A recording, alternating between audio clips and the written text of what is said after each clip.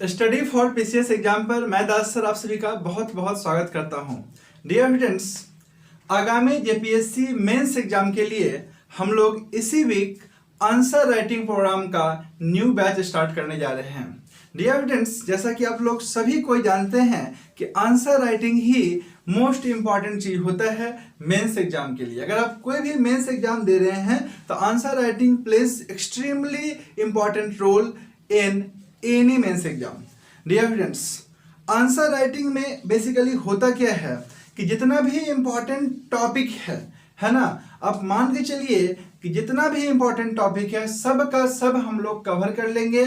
Total का अपने पास notes होगा, है ना, टोटल से संबंधित जितना भी क्वेश्चन फॉर्म होगा सब का सब हम लोग आंसर राइटिंग सेशन में बना लेते हैं। सबको हम लोग अपने भाषा में लिखते हैं, साथ में उसका जो है प्रॉपर रिव्यूइंग होता है ना। जो भी एक्सपर्ट सर होंगे वो आपको बताएंगे कि आप कहाँ कहाँ गलती कर रहे हैं, क्या क्या सुधार है करने का आवश्यकता है, कहाँ कहाँ आपका कंटेंट मिस हो रहा है, वो सब का सब कंटेंट आपको दिया भी जाएगा और साथ में बताया भी जाएगा।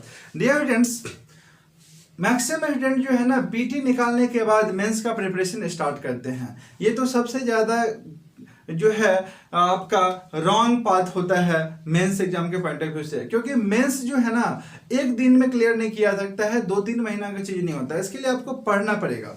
अब सवाल ये उठता है कि बहुत सारे स्टूडेंट्स का कॉपी रिव्यू करने के बाद हम आपको बता सकते हैं कि हम लोग देख क्या रहे हैं कि बहुत सारे स्टूडेंट्स के पास नॉलेज तो अच्छा है, सब्जेक्ट का नॉलेज अच्छा है, लेकिन वो लिख नहीं पाते हैं, है ना, उनका रिप्रेजेंटेशन अच्छा नहीं है, जिसके कारण उनका जो है लगातार मेंस में खराब मार्क्स आता है। डियर स्टूडेंट्स, लिखने के लिए आपको लगातार प्रैक्टिस करना पड़ेगा, एक सही डायरेक्शन में, मार्गदर्शन में, है ना, जो आपका प्रॉपर रिव्यू कर सके, आपको आपकी कमी को बता सके, ताकि आप उसमें सुधार लगातार करते चले जाएं।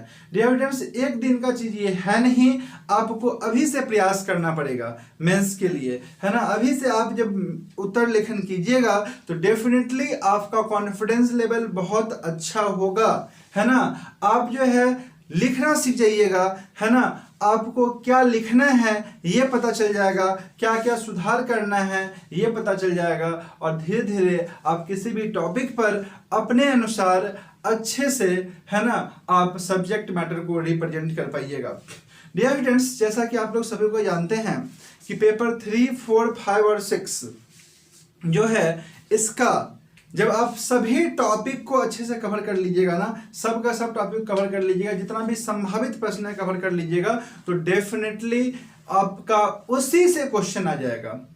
ये जो जेपीएससी का सिलेबस है ना, ये बहुत आसान सिलेबस है, आसान है और डिफाइंड सिलेबस है। डियर स्टूडेंट्स, आप बोलिएगा आसान कैसे है, तो आसान इस सेंस में है कि आपका प्रिपरेशन का स्ट्रेटेजी और प्लानिंग क्या है, आप किस ढंग से उसको प्लान किए हैं, ये मैटर करेगा, ये डिसाइड करेगा कि आपको आसान लग रहा है सिलेबस या आपको हार्ड लग रहा है।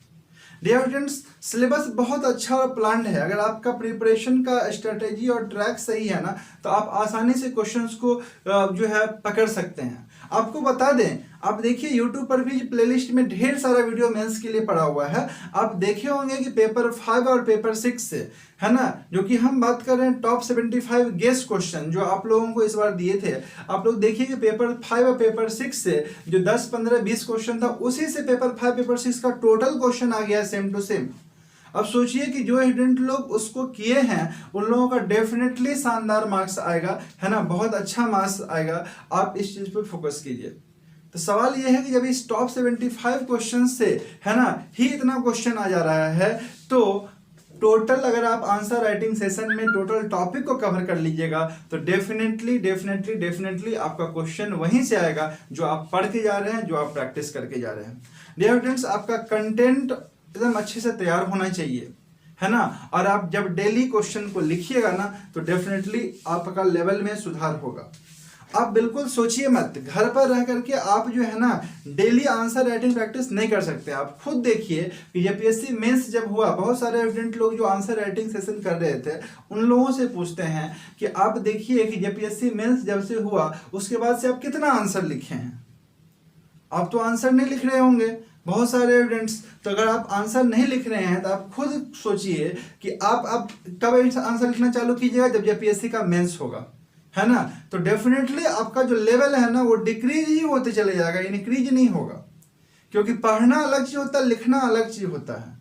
और जब आप डियर स्टूडेंट्स एक आंसर राइटिंग सेशन से जुड़िएगा, लगातार आप जो है सो किसी के अंडर में, है ना, आप आंसर लिखिएगा, उसका रिव्यू होगा, आपके मिस्टेक्स को बताया जाएगा, आपको समझाया जाएगा, है ना। और साथ में जब आप अपने ही बैचेस के टॉपर्स सबका कॉपी देखिएगा, है ना, तब आपको एक्चुअल में पता चलेगा कि उसको 26 मार्क्स क्यों आ रहा है 40 में और आपको 12 मार्क्स क्यों आ रहा है। इस चीज़ को समझना बहुत ज़्यादा जरूरी है। जब आप अपने ही कॉम्पिटिटर्स को समझते हैं कि उसके कॉपी में क्या खास बात है जो उसको इतना बढ़िया मार्क्स आया, वही टॉपिक पे वही चीज़ हम भी लिखे हैं, हमको इतना खराब मार्क्स क्यों आया। डियर स्टूडेंट्स, इस चीज़ को समझना बहुत ज़्यादा जरूरी होता है ना।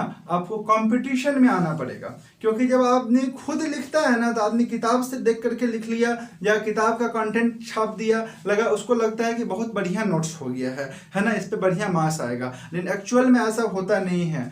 आज जब आप आंसर लिखते हैं ना तो उसका बहुत सारा डायमेंशन होता है, पक्ष विपक्ष होता है ना। तो आप एज ए स्टूडेंट कई बार बहुत सारे डायमेंशन को मिस करते हैं, है ना, जिसके कारण आपको जितना मार्क्स मिलना चाहिए उतना मार्क्स नहीं मिल पाता है। तो आपको इस चीज़ को समझना पड़ेगा, परखना पड़ेगा और इस पर विचार करना पड़ेगा कि आखिर आपका मार्क्स कहाँ कट रहा है।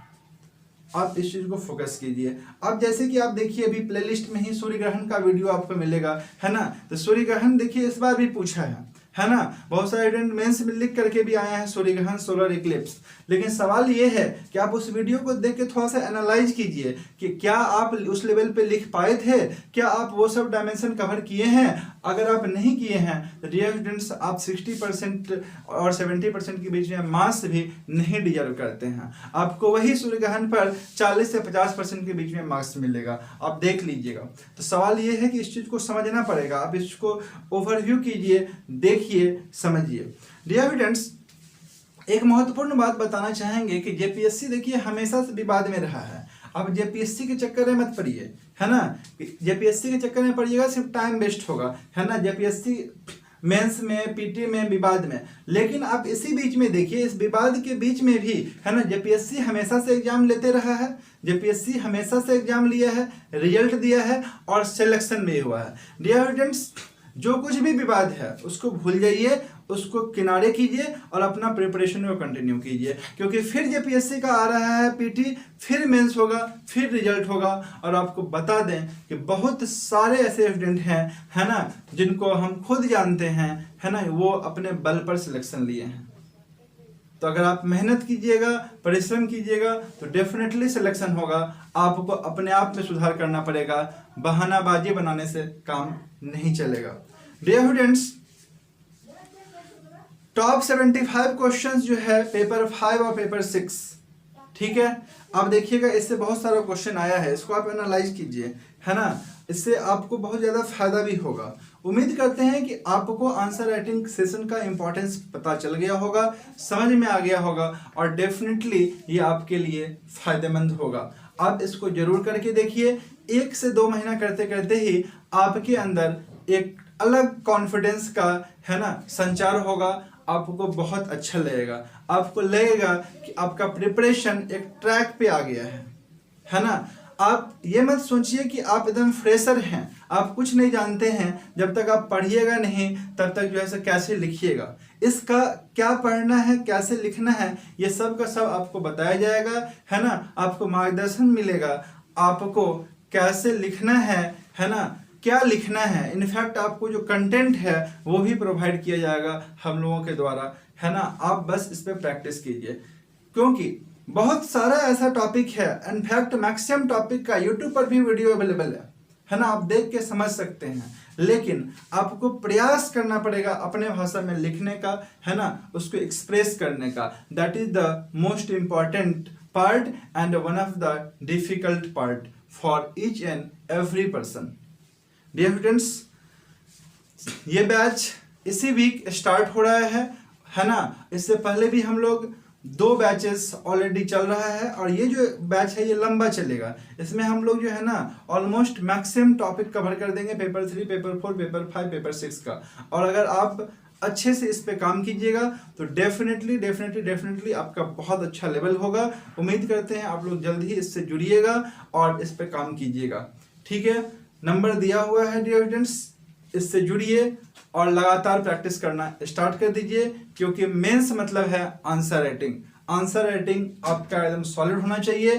क्वेश्चन देखने के साथ है ना कुछ क्वेश्चंस का आंसर तो ऑटोमेटिकली आ जाना चाहिए। और जो जेपीएससी बीपीएससी टाइप का जो एग्जाम होता है इसमें रटा रटाया क्वेश्चंस पूछा जाता है और किसका आंसर कितना अच्छा है उस पर डिपेंड करता है उसका मार्क्स। किसका कंटेंट कितना अच्छा है, कितना अच्छा से कौन रिप्रेजेंट किया है ना, कितना उसमें डायमेंशन को कवर किया गया है। डियर स्टूडेंट्स, सब का सब चीज आप आंसर राइटिंग से ही गेन करते हैं। तो चलिए मिलते हैं हम लोग नेक्स्ट सेशन में। लगातार उम्मीद करते हैं कि आप लोगों को वीडियो भी मिलेगा यूट्यूब पर, काफ़ी दिनों से नहीं आ रहा था है ना। बहुत सारे स्टूडेंट्स सेलेक्ट भी हुए हैं और उन लोगों को बहुत बहुत शुभकामना। मिलते हैं हम लोग नेक्स्ट सेशन में। Thank you all of you and all the best for your preparation. Thank you very much students.